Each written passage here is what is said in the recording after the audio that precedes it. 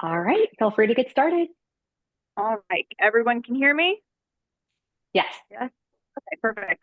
I kind of wanted to start in a place that I think I am going to sort of show you the way to enter the space. So you can see here. Andrea, you are breaking up just a little bit, so you may want to switch over to cell service versus Wi-Fi if you're outside. If you're on Wi-Fi, your signal may be getting a little bit low. Oh, you're back.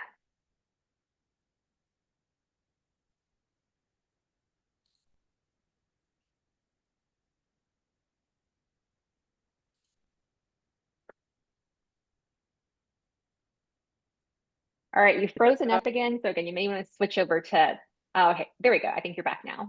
Back. Okay. Yes. So this is our loading dock door. Everything comes in this door and up through a very large freight elevator. This is my biggest question that I get from vendors. So we do have a dedicated space for load in and load out, and we can fit everything in very easily. So now I'll kind of Perfect. explore. So I'm going to start by showing off our fountain garden space. This space is ideal for ceremonies. And what is nice about this space is that it can be for large ceremonies, it can be for smaller ceremonies. We have two fountains that you can orient your wedding space to. So this is our smaller fountain for a smaller wedding, maybe in the 50 to 75 guests. And then this is our larger fountain. So for this space, you can see we have this nice central aisle that sort of leads up to it. You can easily put chairs on both sides, and it makes a really nice centerpiece for a ceremony. I'm going to sort of pan around so you can see the rest of the garden space.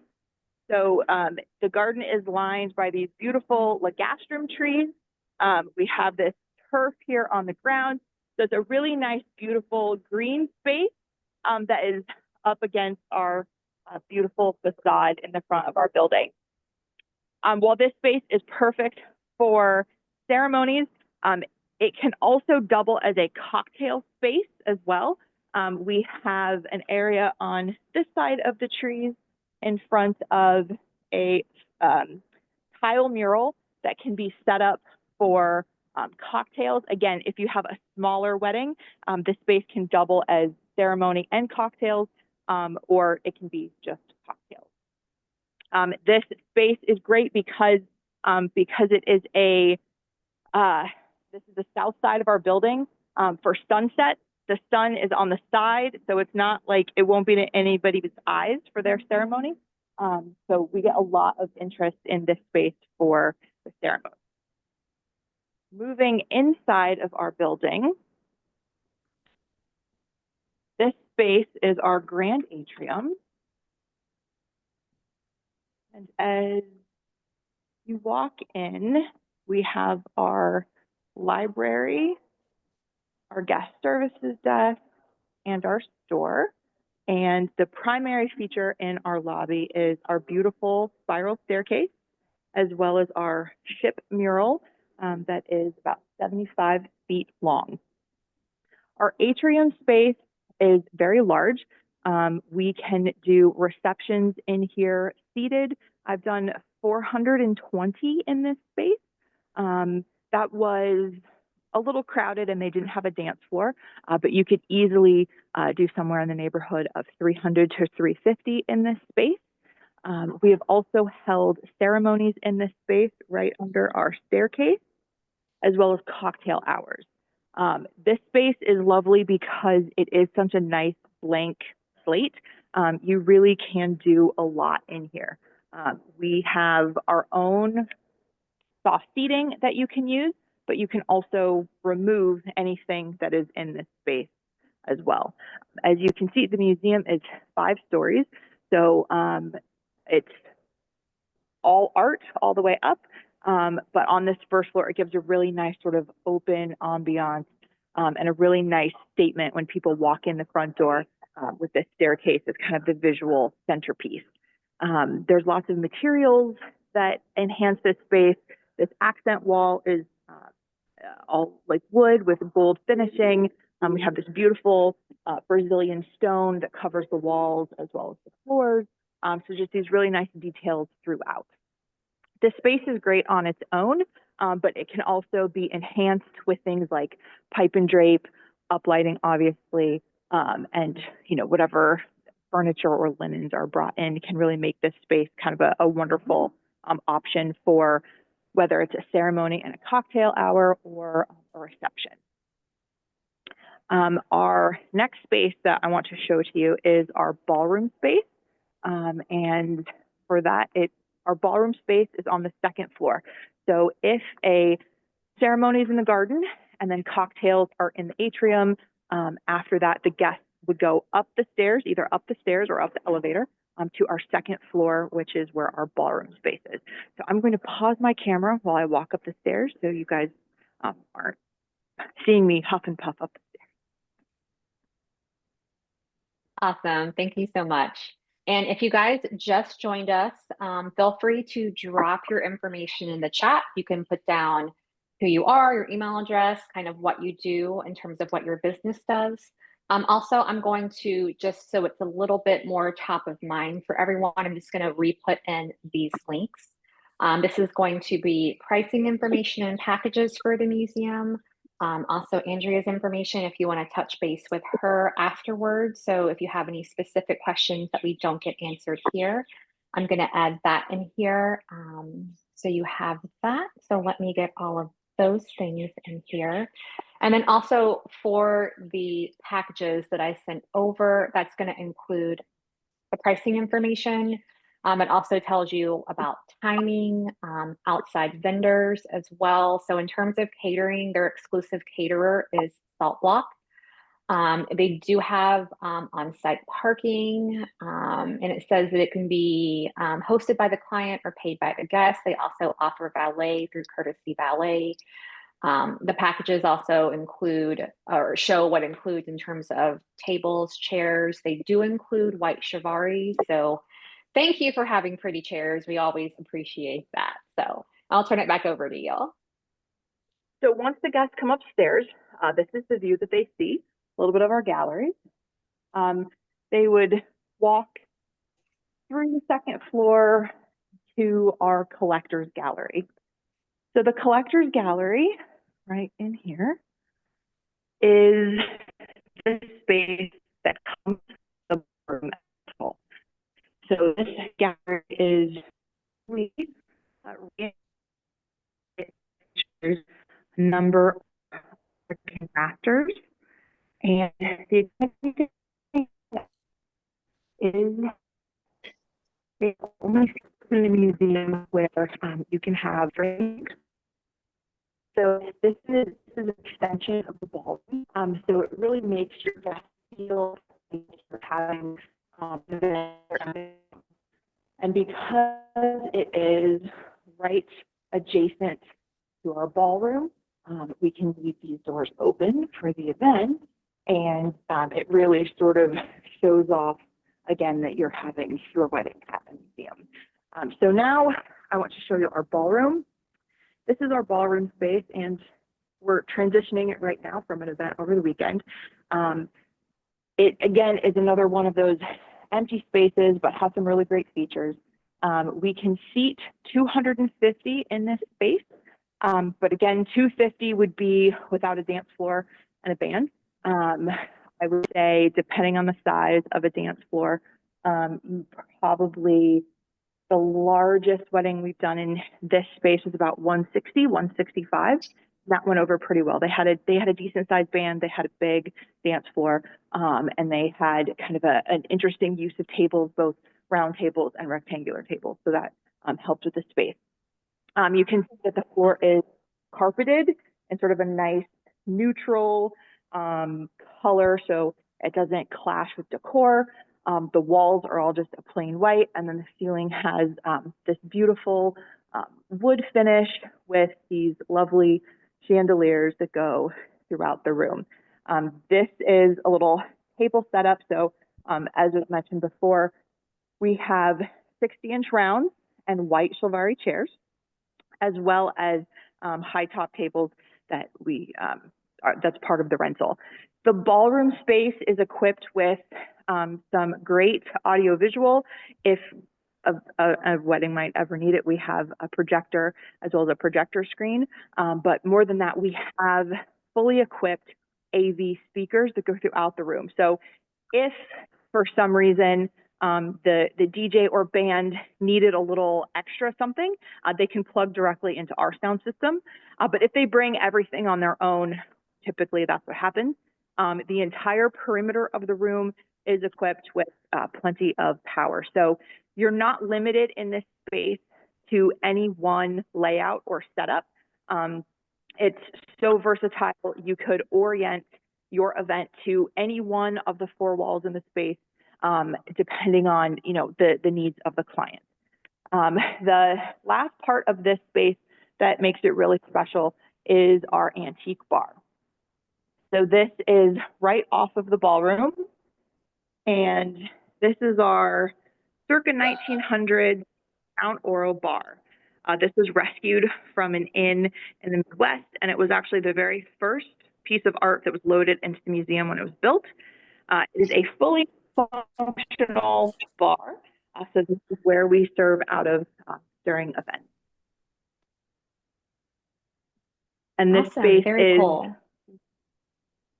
That people can mill around in here. We typically put maybe some pub tables or some high top tables in here, allowing people to sort of have a secondary space during the receptions. And it sort of, again, just gives people a little extra space. Great. And you were breaking up a little bit when you were in the collectors gallery, so you weren't able to hear too much about that. So if you can just kind of give us the highlights for that space again. Sure. So the collectors gallery is adjacent to the ballroom, and that is part of the rental fee for the ballroom. So when you rent the ballroom, you get this collectors gallery as well. It's recently installed with oil paintings, primarily featuring American masters. So things like American Impressionism and artists like that. And we keep that open during the event so that it really makes your guests feel like you're having your wedding at an art museum. And the nice thing about that space is your guests can actually bring their drinks into that space. So it creates sort of a secondary space for your guests to kind of mill around if they need to sort of take a break from the reception. Very cool. And for the rental fee, does that include all of the parts of the museum, the fountain garden, the atrium, and the ballroom, or do you only get to choose two of those three, or how does that work? So the rental fee includes all of those. If you don't need all of those, so let's say your client only wants to have their reception here and they only need one space, we have a la carte pricing as well. Okay, awesome. A question from one of our planners, are there load-in and setup restrictions with the timing due to it being a publicly accessible museum for the ballroom or just the downstairs space? So for the ballroom, we open this space up as early as 8 a.m. the day of the event. For the atrium, we open that up at 3 for load-in. So at about 2 o'clock, we start our load out where we move everything out of the space, and then we let the setup begin at 3 p.m. in that space. And what time does the museum close? What's the public hours of the museum? The museum public hours are 10 a.m. to 4 p.m. Okay. Any other questions does anyone have? Now, I know that you do have, you mentioned in your packages that you have salt block for catering, courtesy valet for valet. Are there any other vendor categories that's exclusive to one specific vendor besides those two? No, those are the only two. And what are your requirements for vendors in terms of when couples bring in their vendors? What are the requirements that you guys have for them? So we ask that they're on our approved vendor list. If it is something that a couple feels very strongly about, like for example, if it's, oh, my mom, cousin, uncle, so-and-so owns this company, we just work with them. And usually what I do is I will approach the vendor, ask for some references to vet them before we allow that special exception to happen. So that's how we handle those situations. But other than that, we do ask that the vendors are part of our preferred vendor list. Part of that is, as a museum, we have kind of different security protocols and protocols about our building. So the vendors that are on that list have been vetted. They've been here before. They've toured the space. They understand how the security works. They understand how our specialized elevators work. So that's one of the reasons why they're on the list. We're not opposed to adding other vendors to the list. It's just important that they go through the vetting process. Got it. And I know that this is the case, but if you can explain about one of the questions was, do you require couples to hire a planner? Yes. So we do require couples to hire a planner, at the very least a day of planner. One of the reasons for this is the specialized load in and load out process. It is imperative that the planner is here through the end of load out. That ensures that our space is left exactly as it was when they came in. The other reason why I ask for a planner at the very least a day of is because there are so many moving parts. And on our side as the venue rental, I can't be the person who ensures that the wedding goes to plan in terms of the scheduling because we're doing venue related things. So I always encourage everyone to get a full service planner because I think that's just a go all around. I think it helps the clients to see the vision better. When they tour our spaces without a wedding planner, I've noticed that it's hard for them to really see the vision of their special day in our space because it is such a blank slate. They need that wedding planner to help them kind of understand, all the things that pipe and drape can do to a room, all the things that the right table setting can do to a room. So I encourage them to have a full on wedding planner, but we absolutely require a day of planner. Perfect. I'm sure every planner, as well as every other vendor on this call, is silently clapping to themselves to hear all of that. In fact, corporate events, and I encourage my corporate clients to have a planner as well. They're not just for weddings. Even better. Love that. Next question. Does Salt Block handle your bar as well as the food catering side? They do not. We handle our own bar. It's part of our liquor license that we have for the building. So we staff and maintain and do the bar and bar packaging internally. Next question. Is there security on the premises throughout the event, including the outside area?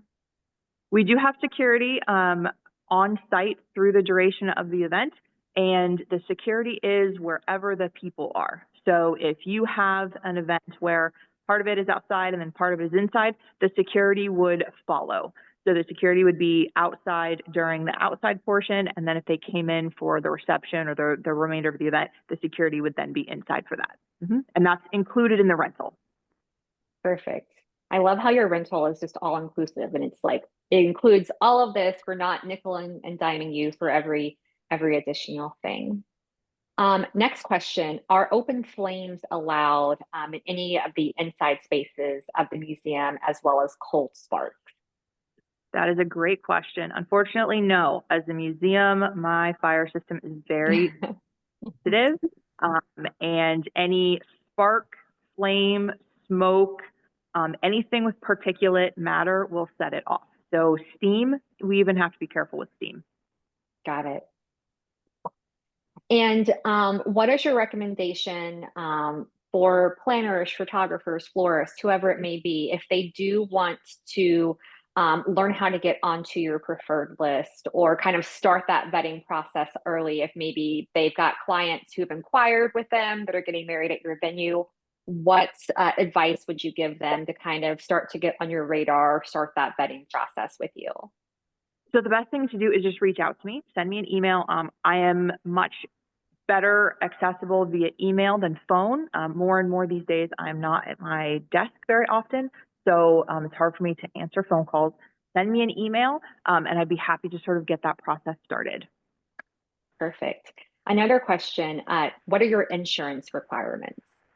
So we do require an insurance policy. Most couples or events go through their own insurance company, and it's a small policy that we take out that we require that we are added as a named insurer. So at the bottom, and I just need that paperwork after the contract is signed. Got it. And do you require couples to get, and Donna, you could probably chime in here as to what I'm asking, I guess, liability insurance, do you require couples to get that as well, or that insurance is just a vendor requirement? That's for the couples. That is one of the things that we work with our preferred vendors. So that is another reason why they're on our list, is because we already have all of that insurance information sort of worked out, or I've seen their paperwork and we know that they have their own insurance. So that would be part of the vendor process as well. But we require that from the couples. Great. Are there any photo restrictions in the collector's gallery in terms of taking portraits in there, that type of thing? So when we do our photography with the clients, what I ask of them is for them to let me know kind of an idea of where they're going to take pictures. Mostly because that way I can make sure that areas are accessible during their event, and that the lights are on and all of that. So we love them to take pictures, so long as they are doing so in a way that protects the art. So no flash. So if they are taking photos in the galleries, it does need to be without flash. If they're taking photos throughout the building and like highlighting some of the architectural elements, they're more than welcome to flash on that. Great. And for the amount of rental time, how long is included with their packages? Oh, can you repeat that? Sorry. Yes, for the rental time, how long do they have the actual space? How many hours? So it is a 6-hour rental. And I'm sorry, go ahead. Is additional. So if you really want to push that, we can push that for an additional cost. Got it. Okay, great. Oh, and then what is your policy for if people want to do engagement photos there? Do you offer that and have a fee for that? So we don't have a fee for that. If people want to do engagement photos here, we have people do photo shoots here all the time. I prefer if they let me know, but a lot of times they just come to the front desk, they purchase entry tickets, and then they take photos throughout the building. Oh, wow. Either one of those is fine. All we charge is the cost of admission. So anyone can come in. During graduation season, we see a lot of people in here taking their graduation photos, and no one ever calls and asks. They just come in and That's very generous of you guys. you will. I will with couples when they come in and get married. I think because of our style shoot that have such beautiful sort of daytime photos, a lot of couples ask the question, well, we're getting married at night. How can we take these photos? So I will work with couples to schedule like a pre-wedding shoot if they're interested in that, to capture some of those photos with the same lighting that they see in our packages, because that lighting was the middle of the day. So if you are getting married in the evening, you're not going to be able to have that same kind of photo. So if a client books with us, we will allow them to come in on a different day. It could be before the wedding. It could be after the wedding if it's important, to not see each other in your full wedding outfits.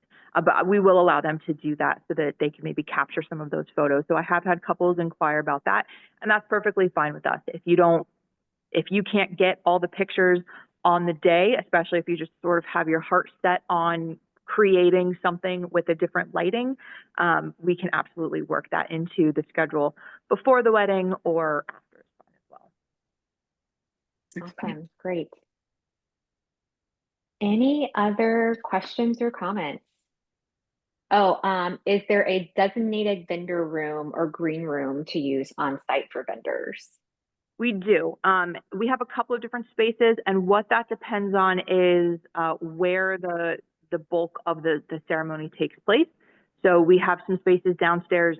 We have some availability on our second floor. So it depends on a lot of options, but we do have space for a green room, whether it's for performers, whether it's for vendors. And we also have a bridal suite that has seating and tables, and then its own private bathroom. So we typically do reserve that for the bridal party, but then we have other green spaces as well. Perfect. Do you have a space for the groom as well? Do you have like a groom room as well? I don't have a great space for grooms. We do have a sort of it's bigger than a hallway, but for lack of where some bathrooms are. So it has large bathrooms with a counter space, and there's seating and things like that. So that could be where the groomsmen get ready. I have yet to encounter any group who gets ready on site. Everybody seems to get ready off site and then arrive ready to go. So in our weddings and groups that we've had before, they all use the bride's room. So we sort of call it the wedding party suite now, because that's just sort of where they put their stuff. But should both the brides and the grooms need their own space, we can accommodate that. Okay, great. And you kind of touched base on this already, but for the bridal suite, if the bride does want to get ready there, do you feel like it is a conducive area for actually doing the getting ready, or is it best off to get ready offsite and then just use that as kind of a space to keep your things and that type of thing? My recommendation is no natural light. So doing hair and makeup in a space with no natural light is usually, I mean, makeup artists do a great job, but if you don't have that natural light in there, I think it's going to hinder what's happening. So I think it's a better space to put your stuff, a place to change for your, your exit outfit for potentially, not the greatest space to get ready, is what I would say. Perfect. Great information. Okay, any last minute questions?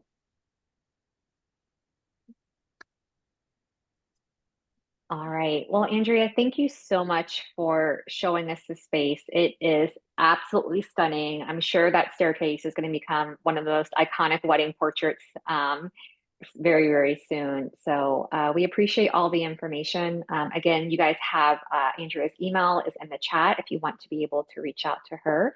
And we've got the packages, pricing, all that information in here as well. I'm sure, Andrea, you'll be getting a lot of emails here this afternoon. So thank you again for your time. Sure. I just want to say one more thing.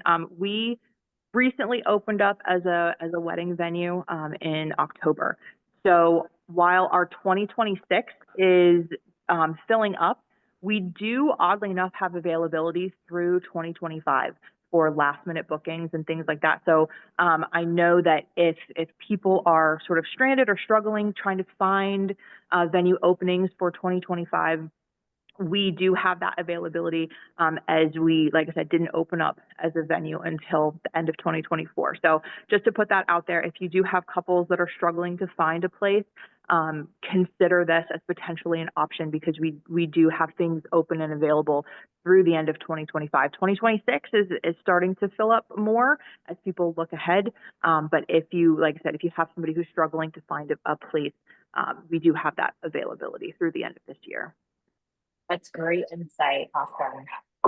Great. Well, thank you again. Thank you so much. Thank you.